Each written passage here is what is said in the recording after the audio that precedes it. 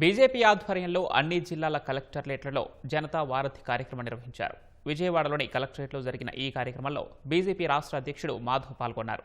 Revenue సహా ప్రజా సమస్యల ఫిర్యాదుదారులకు కార్యక్రమంపై అవగాహన కల్పించారు. దీర్ఘకాలిక రెవెన్యూ సమస్యల పరిష్కారం కోసం రెవెన్యూ క్లినిక్ వ్యవస్థ ఏర్పాటు చేశారని, దీనిపై మరింత అవగాహన కల్పించేందుకు బీజేపీ తరఫున జనతా వారధి ఏర్పాటు చేశామని మాధవ్ తెలిపారు.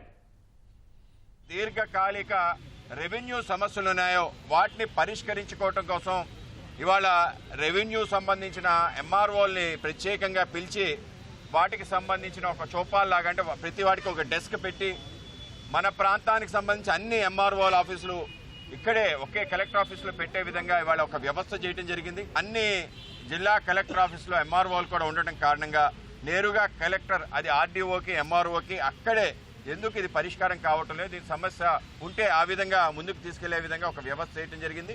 ఇవాళ భారతీయ జనతా పార్టీ ఏదైతే రాష్ట్ర ప్రభుత్వం ఆలోచన చేసి ముందుకు తీసుకెళ్తుందో దానికి ప్రజలకి వారధిగా మారి వాళ్ళ యొక్క సమస్యను పరిష్కరించే దిశగా ప్రజలకి ప్రభుత్వానికి వారధిగా మారాలి అనే ఒక ఆలోచనతో ఈ యొక్క జనతా వారధి అనే ఒక కార్యక్రమాన్ని మీ రాష్ట్ర వ్యాప్తంగా తీసుకోవడం జరిగింది.